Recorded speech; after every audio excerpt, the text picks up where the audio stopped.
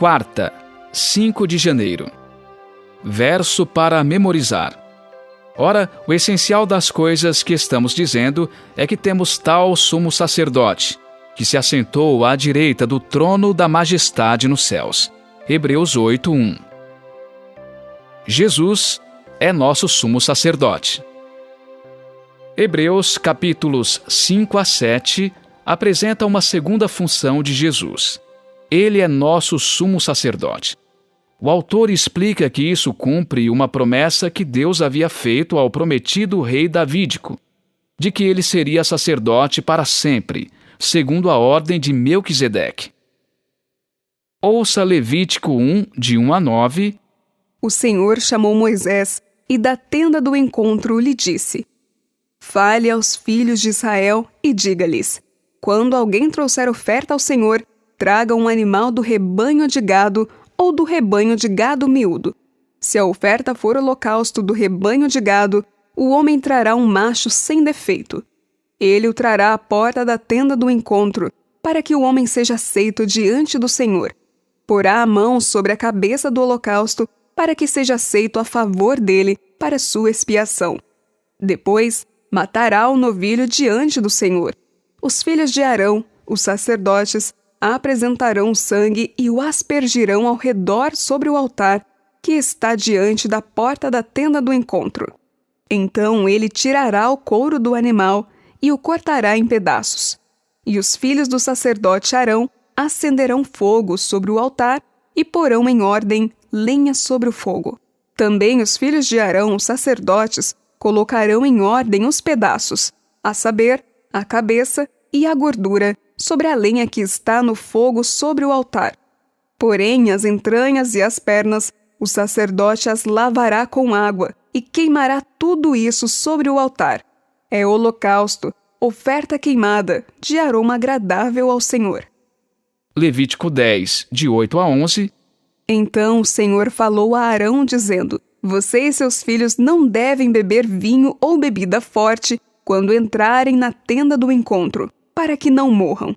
Isso será estatuto perpétuo entre as suas gerações, para que vocês façam diferença entre o santo e o profano, e entre o impuro e o puro, e para ensinarem aos filhos de Israel todos os estatutos que o Senhor lhes tem falado por meio de Moisés. Malaquias 2, verso 7. Porque os lábios do sacerdote devem guardar o conhecimento, e da sua boca todos devem buscar a instrução, porque ele é mensageiro do Senhor dos Exércitos. Números 6, de 22 a 26. O Senhor disse a Moisés: Fale com Arão e com os seus filhos, dizendo que abençoem os filhos de Israel do seguinte modo: O Senhor os abençoe e os guarde.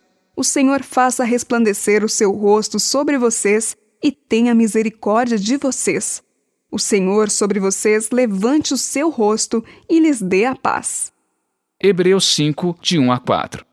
Cada sumo sacerdote, sendo escolhido dentre os homens, é constituído nas coisas relacionadas com Deus a favor dos homens, para oferecer dons e sacrifícios pelos pecados. Ele é capaz de se compadecer dos ignorantes e dos que se desviam do caminho, pois também ele mesmo está rodeado de fraquezas. Por esta razão, deve oferecer sacrifícios pelos pecados, tanto do povo como de si mesmo. E ninguém toma esta honra para si mesmo, a não ser quando chamado por Deus, como aconteceu com Arão. Pergunta 5. Quais eram as funções que o sacerdote cumpria? Os sacerdotes eram designados para representar os seres humanos e mediar seu relacionamento com Deus e com o que lhe pertence. Os sacerdotes eram mediadores. Isso acontecia em qualquer sistema de sacerdócio judeu, grego, romano ou outro. Os sacerdotes tornavam possível nosso relacionamento com Deus, e o que eles faziam tinha por objetivo facilitar a relação entre o povo e o Senhor. Eles ofereciam sacrifícios em nome do povo, visto que o povo não podia trazer esses sacrifícios a Deus pessoalmente. Os sacerdotes sabiam como oferecer um sacrifício aceitável para que as ofertas fossem agradáveis a Deus, ou para que proporcionassem purificação e perdão. Os sacerdotes também ensinavam a lei de Deus ao povo. Eles eram especialistas nos mandamentos divinos e responsáveis por explicá-los e aplicá-los. Por fim, também tinham a responsabilidade de abençoar em nome de Yahvé.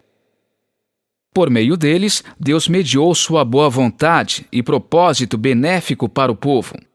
No entanto, em 1 Pedro 2,9, vemos que nós, crentes em Jesus, somos chamados de sacerdócio real.